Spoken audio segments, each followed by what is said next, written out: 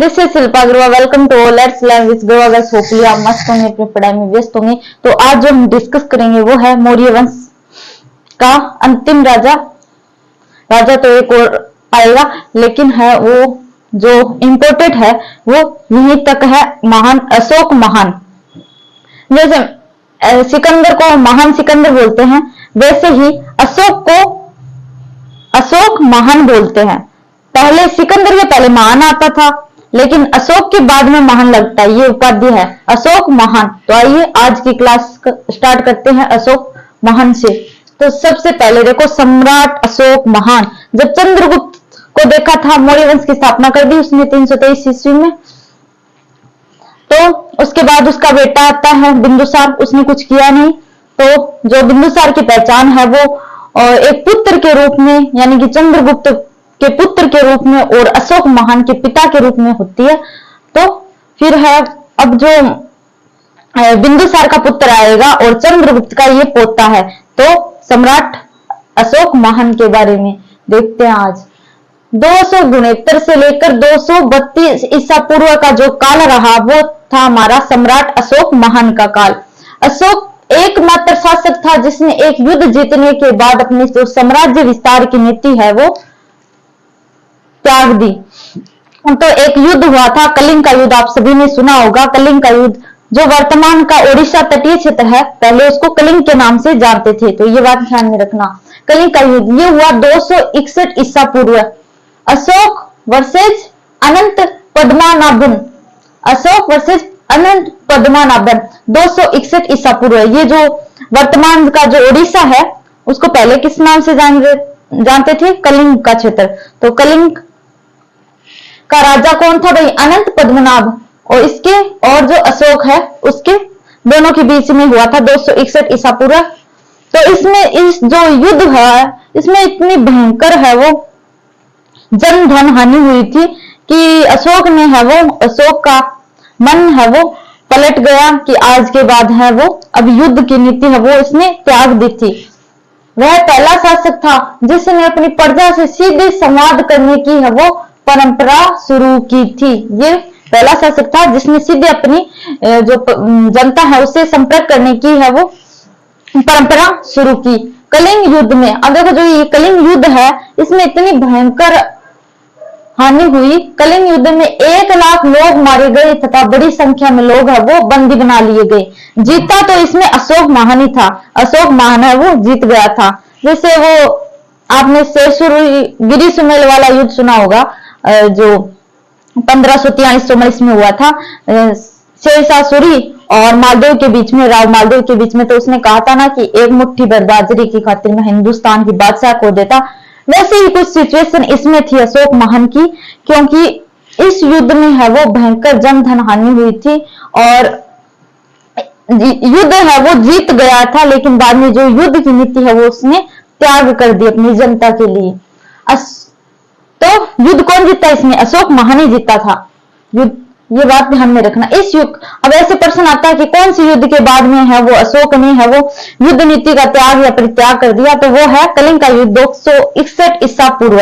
इतना सभी जानते हैं, लेकिन इस जो राजा है इसके बारे में बहुत कम लोग जानते हैं। अनंत पद्मनाभन ये कलिंग का है वो राजा था उस टाइम, तटीय इलाका है वो ओडिशा का, उसको कहते थे कलिंग। अब देखो अशोक का धम। अब धम क्या होता है भाई? बौद्ध धर्म में धर्म को हम धम कहते हैं, बौद्ध धर्म में धर्म को धम कहा जाता है। अशोक का धम क्या है? धर्म। तो अशोक पर बुद्ध के उपदेशों का बहुत ही गहरा असर पड़ा। जो मैंने बताया था ना कि जैन धर्म और बौद्ध धर्म का विकास हो रहा था। कौन सी? जो छठी ईसा पूर्व में, 600 से लेकर 400 ईसा पूर्व में, इसी दौरान है वो बौद्ध धर्म का उदय होता है, महाजनपद काल के दौरान। तो देखो जो अशोक के धर्म, जो अशोक पर बुद्ध के जो उपदेश थे उनका गहरा प्रभाव पड़ा। महात्मा बुद्ध के जो उपदेश दिए उन्होंने, उनका गहरा प्रभाव पड़ा। अशोक के धर्म में भगवान की पूजा का कोई स्थान नहीं था। जो भगवान की पूजा है उनका कोई स्थान नहीं था, मूर्ति पूजा है वो नहीं होती थी, ना ही उसमें कोई रीति रिवाज या बलि प्रथा का प्रचलन था, न ही किसी प्रकार के वो धार्मिक कर्मकांड, मूर्ति पूजा और भगवान की पूजा जैसे ये रीति रिवाज, बलि प्रथा का कोई भी प्रावधान नहीं था। किसमें? बौद्ध धर्म में। जब बौद्ध धर्म हम पढ़ेंगे तो विस्तार पूर्वक मैं आपको बताऊंगी उसके बारे में, चीजें किस प्रकार की थी बौद्ध धर्म में। तो देखो, वेट करो आप। अशोक ने अपनी प्रजा से संवाद करने के लिए धम्म का सहारा लिया। धम्म क्या होता है? धर्म। तो अशोक ने अपनी प्रजा से, मैंने कहा ना ऊपर पॉइंट बताया कि अशोक वो पहला शासक था जिसने अपनी प्रजा से डायरेक्टली कम्युनिकेशन करने की परंपरा है वो शुरू की। अशोक ने धम्म महामात्र की नियुक्ति की। ये धम्म महामात्र की नियुक्ति की जिसका काम लोगों को धर्म के बारे में जानकारी था। तो अशोक ने फिर क्या किया कि एक धम्म महामात्र जो धर्म के बारे में लोगों को जानकारी दे, उसकी नियुक्ति की। धम्म महामात्र की नियुक्ति की जो लोगों को धर्म के बारे में बताए, जिसका काम लोगों को धर्म के बारे में बताना था। अब देखो अशोक के अभिलेख, इसके लिए अशोक ने क्या क्या किया भाई? अशोक के अभिलेख, अशोक ने पत्थर के स्तंभों पर अभिलेख खुदवाए। जो पत्थर के स्तंभ होते हैं उन पर अभिलेख खुदवाए। पहले ऐसे तो था नहीं कोई जो अपना ये कॉपी की नोटबुक वगैरह तो थी नहीं कि वीडियोग्राफी वो दिखा दे, या फिर जो साहित्य लेखन, वो जो लेखन है वो किस प्रकार से होता था? पत्थर होते थे बड़े बड़े शिलालेख, उन पर ही है वो लिखवाए जाते थे। उनके जो भी वो संदेश देना चाहता है, तो जो बड़े बड़े शिलालेख होते थे उन पर उन्होंने अभिलेख खुदवाए। बड़े बड़े पत्थरों, देखो अशोक ने पत्थर के स्तंभों पर अभिलेख खुदवाए ताकि लोग उन्हें पढ़ पाए। बड़े बड़े शिलाखंडों पर अधिकारियों को निर्देश दिए कि वे अनपढ़ लोगों को भी संदेश को पढ़कर सुनाए। जो अनपढ़, मान लो अनपढ़ है कोई जनता, सब लोग वहां कौन पढ़े लिखे थे उस काल में, तो उसने क्या किया, कहा कि अधिकारियों को ये निर्देश दिए कि जो अनपढ़ लोग हैं उनको है वो जो अभिलेख है वो पढ़ पढ़कर सुनाए और जो बौद्ध धर्म है उसके बारे में जानकारी दे। अधिकतर अभिलेख है वो ब्राह्मणी लिपि में, अधिकतर जो अभिलेख है वो किस लिपि में लिखे गए? ब्राह्मणी लिपि में और प्राकृत भाषा में लिखे गए। ब्राह्मणी लिपि में, प्राकृत भाषा में लिखे गए। लिपि जैसे आजकल देवनागरी लिपि है, गुरुमुखी लिपि है, पंजाबी है वो गुरुमुखी में, और जो हिंदी है हमारी वो देवनागरी में है। इसी प्रकार जो एक ब्राह्मणी लिपि थी उसमें है वो प्राकृत भाषा में, ब्राह्मणी लिपि और प्राकृत भाषा में लिखे गए अभिलेख। तो ऐसे क्वेश्चन आए कि अशोक के अभिलेख है वो किस भाषा में लिखे गए? तो प्राकृत भाषा में। कौन सी लिपि में? तो ब्राह्मणी लिपि में। ये आपको ध्यान में रखना है। अब देखो कुछ स्थानों पर वहां की स्थानीय भाषा यानी कि अरबी में भी लिखे गए। कुछ जो स्थान थे वहां पर जो अभिलेख है वो स्थानीय भाषा, मतलब कि जो स्थानीय भाषा है वो उस टाइम की अरबी रही होगी, तो है वो अरबी भाषा में लिखे गए। तो ये बात ध्यान में रखनी है। कुछ स्थानों पर अभिलेख है वो अरबी भाषा में भी लिखे गए, स्थानीय भाषा थी अरबी। अब देखो हमारे कई राष्ट्रीय प्रतीक, जो हमारे देश के जो कई राष्ट्रीय प्रतीक है वो अशोक के काल से लिए गए। अशोक का जो काल पीरियड था उससे है वो हमारे राष्ट्रीय प्रतीक लिए गए हैं। तो ये बात आपको ध्यान में रखनी है। अब देखो हमारे राष्ट्रीय चिन्ह कौन कौन से लिए गए? तो हमारे जो राष्ट्रीय चिन्ह है वो सारनाथ के अशोक के स्तंभ से लिया गया है। जो हमारा राष्ट्रीय चिन्ह है वो जो सारनाथ का जो अशोक स्तंभ है उससे लिया गया है। राष्ट्रीय ध्वज में जो चक्र है, राष्ट्रीय ध्वज में जो चक्र है, इस प्रकार से चक्र है, राष्ट्रीय ध्वज में जो चक्र है उसे अशोक के शासन में कई स्थानों पर इस्तेमाल किया गया है। जो ये राष्ट्रीय चक्र है वो जो अशोक का शासन काल है उसमें कई जगह इस्तेमाल किया गया है। मैंने कहा ना कि जो हमारे राष्ट्रीय चिन्ह है वो कहां से लिए गए? अशोक के शासन काल से है वो लिए गए हैं। तो जो ये चक्र है वो अशोक के शासन काल लिए तो गए, अशोक के शासन काल से लिए गए हैं, तभी तो देखो अशोक के काल से लिए गए हैं कई राष्ट्रीय प्रतीक। तो ऑब्वियसली जो हमारे राष्ट्रीय ध्वज है उसमें जो चक्र है वो आज हमने लिया वो कहां से लिया भाई? अशोक के शासनकाल से लिया सारी चीजें। अशोक द्वारा जारी किए गए सिक्कों में भी ऐसे चक्र थे। इस प्रकार से जो चक्र थे वो अशोक द्वारा जारी किए गए जो सिक्के होते थे उसमें भी ऐसे चक्र थे। इस प्रकार के सिक्के थे भाई। अशोक के शिलालेख और उनके विषय। अब देखो अशोक ने टोटल कितने शिलालेख हैं वो खुदवाए। तो देखो शिलालेख देखो सबसे पहले कितने क्या है शिलालेख? शिला यानी कि पत्थर पर लिखे गया लेख। शिला यानी कि पत्थर और लिखा गया लेख शिलालेख हो गया।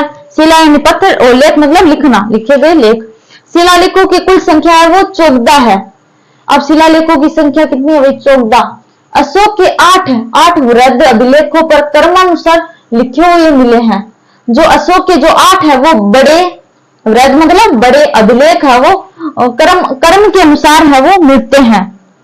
बड़े बड़े जो अभिलेख है वो 8 अभिलेख ऐसे हैं जो क्रम के अनुसार लिखे गए हैं। तो उनको हम डिटेल से पढ़ेंगे। सबसे पहले देखो फर्स्ट शिलालेख टोटल है 14 शिलालेख। पहले जो शिलालेख या अभिलेख है उसमें क्या बताया है? उसने पशु बलि की निंदा की है, समारोह पर पाबंदी, सीमित अथवा कुछ चिन्हित पशुओं यानी कि मोर और मृग की हत्या का ही समर्थन करता है। देखो पशु बलि जो समारोह होते हैं, समारोह शादी समारोह अलग अलग प्रकार के समारोह पर पाबंदी और सीमित और कुछ चिन्हित जैसे मृग और जो मोर है उनकी हत्या का ही ये समर्थन करता है। इस प्रकार से जो फर्स्ट जो अभिलेख है जो अशोक का उसमें ये चीज बताई गई है, तो ध्यान में रखना। मैं अब देखो शिलालेख 2 में क्या बताया गया? मानव एवं पशु कल्याणकारी कार्य, ऐसे कार्य करो जो मानव एवं पशु दोनों के लिए कल्याणकारी हो। तीसरे में देखो हर 5वें वर्ष धर्म का प्रचार प्रसार जिसे अनुसंधान कहा जाता था। तीसरा जो शिलालेख है वो ये कहता है हमारा कि हर 5वें वर्ष है वो धम्म है उसका प्रचार प्रसार होना चाहिए। धम्म का प्रचार प्रसार कौन से में? तीसरे में कि हर 5वें वर्ष धर्म का प्रचार प्रसार किया जाए जिससे अनुसंधान कहते हैं। देखो अनुसंधान पहले किसे कहते थे? कि धर्म का प्रचार प्रसार किया जाए हर 5वें वर्ष। लेकिन आज रिसर्च या अनुसंधान है वो कुछ और ही है। अब देखो बचत धार्मिक नियम और अल्पव्यय को धर्म का अंग बताया गया है कि खर्चा है वो कम करो, ज्यादा मितव्ययी मत करो, अल्पव्ययी तो है वो ज्यादा खर्च वगैरह मत करो। नियम और अल्पव्यय करने को जो है वो धर्म का अंग बताया गया, धर्म का अंग बताया गया है। अब चौथा देखो धर्म की नीति के बारे में है, धर्म की नीति के बारे में है। पांचवा देखो लोगों को धर्म के बारे में प्रवृत्त करने और लोगों के कल्याण के लिए धर्म महामात्र नामक अधिकारी की नियुक्ति। मैंने बताया ना कि यहाँ पर जो अनपढ़ व्यक्ति थे उनको भी पढ़कर सुनाए जाते थे अभिलेख। एक धर्म महामात्र की नियुक्ति की गई थी, तो वो जो धर्म महामात्र की नियुक्ति के बारे में है वो 5वें अभिलेख में है। छठा देखो सक्रिय प्रशासन, सुदृढ़ व्यापार की जानकारी, आत्म नियंत्रण की शिक्षा, ये है वो 6ठे अभिलेख में है। 7वें में देखो विभिन्न धर्मों के बीच धार्मिक सहिष्णुता हो, ये है वो 7वें में, 7 सहिष्णुता। 8वां देखो धर्म की नीति की व्याख्या की गई है। तो जो 8वां है उसमें धर्म की नीति की व्याख्या की गई है। इसमें क्या है कि जो आखेट वगैरह करते थे पहले राजा, तो आखेट की जगह है वो जो धर्म है, धर्म जो यात्रा है वो की जाए। आखेट नीति की बजाय जो आखेट यात्रा जो अलग अलग प्रकार की यात्रा होती थी, तो उसके बजाय है वो आप है वो धर्म यात्रा है वो करो, धर्म की यात्रा करो। तो इस प्रकार से आज हमने 8 देखे, तो कल है हमारा अशोक महान कंप्लीट हो जाएगा। और जो छोटी मोटी बातें हैं मौर्यों की जैसे राजनीति एवं प्रशासनिक व्यवस्था, तो कल के वीडियो में है वो कंप्लीट हो जाएगी। मौर्य वंश है वो हमारा कंप्लीट हो जाएगा। फिर है वो सिकंदर की जानकारी देनी है मुझे आपको थोड़ी बहुत, और फिर महाजनपद काल पूरा हो जाएगा। तो उसके बाद हम जैन धर्म के बारे में पढ़ेंगे। तो मिलते हैं नेक्स्ट वीडियो में।